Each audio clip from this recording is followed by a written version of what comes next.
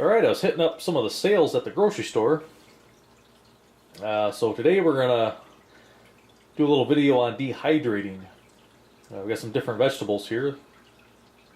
We're going to dehydrate them here so that they'll last a lot longer than just putting them in the freezer. Okay, what I'm using is a Excalibur dehydrator. So I got one of my racks here with a little mesh screen on it. So all we're going to do is just take our frozen vegetables. We're not going to unthaw them. We're going to take them right out of the bag, right from the freezer. We're just going to dump it on here.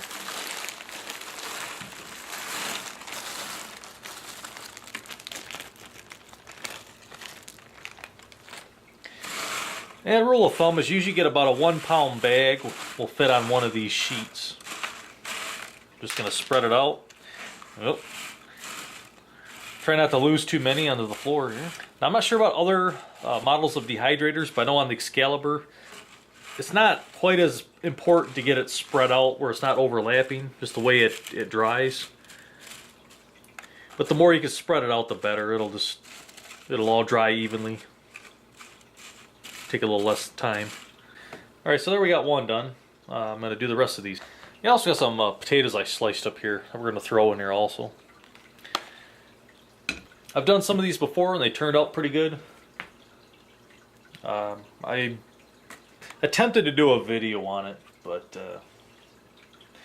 really it was one of my first time doing it, and the video sucked because hell, I didn't know what I was doing. So I'm just gonna throw them on here. There's tons of people on the YouTube that got videos on dehydrating potatoes, exactly how I'm doing it here. So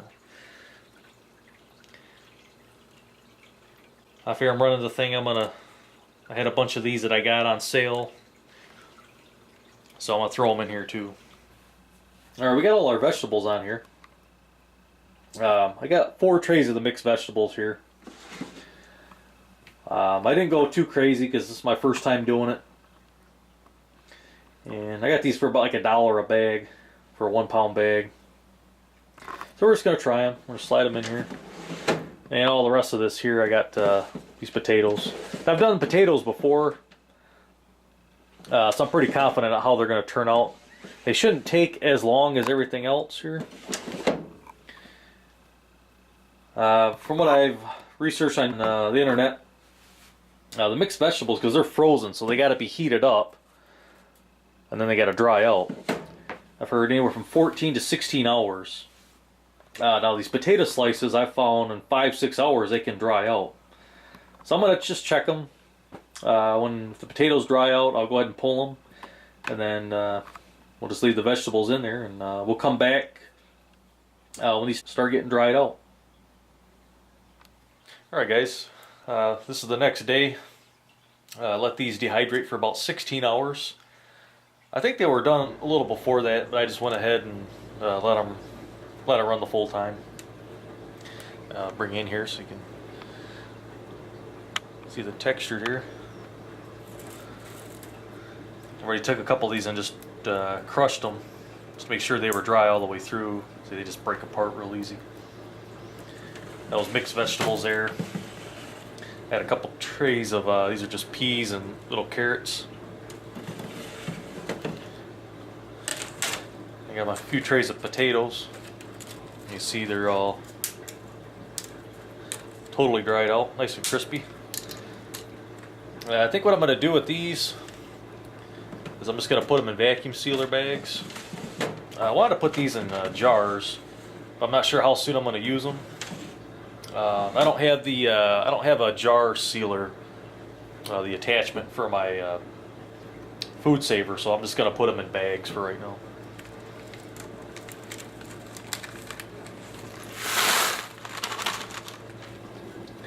Alright, you're going to vacuum seal these up here. Made my bag a little big. Now this is 2 1 pound bags dehydrated down into one bag here. So I figure I'm going to probably open this up, a few times. So I left myself some extra so I can reseal it.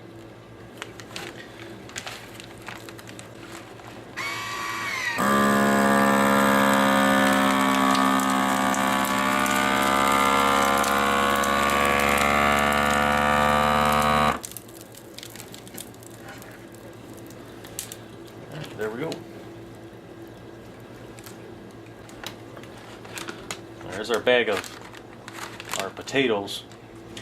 These I've never ran these through the food saver, so I don't know how these are gonna go, if they're gonna get crunched. If they get broke up too much, I'll just grind them up, make them into kind of like instant mashed potatoes.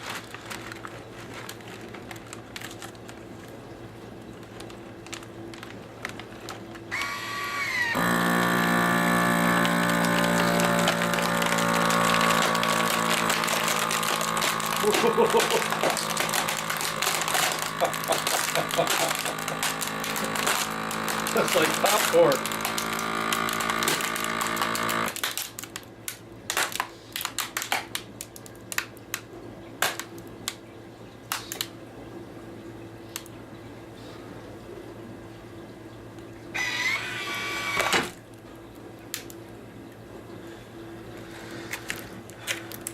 Well, yeah, it's sealed up. I don't know how well you can see that there. It did kind of crunch them up there. Well, we'll chalk that one up to a learning experience there. Okay, I thought I'd just come back here after I let it sit for a few minutes. I don't know if you can notice that. It actually did poke through the bag. Now one way you could avoid that, I guess, would be to put some of these in just like a little Ziploc bag. I'll stick that inside the bag. Don't totally seal it, leave it like cracked open, and then seal it that way. It'd give it a little extra protection. But I think in the future I'm probably not going to do this anyway, because it crunches up the potatoes anyway. So I think I'm just gonna grind these up, and I'm gonna put them in a jar. All right, well, this is my first time doing this, so it was definitely a learning experience. Yeah, this is one good way to, you can buy this stuff when it's on sale, and they'll store a lot longer this way. I appreciate any comments. If anybody's got suggestions on how to, maybe a better ways to store this stuff to make it last longer. I didn't put any oxygen absorbers in here. I'm not planning this for like long-term storage. I'll probably use this within a year, probably less than that. I always appreciate suggestions. And as always, thanks for watching. See you next time.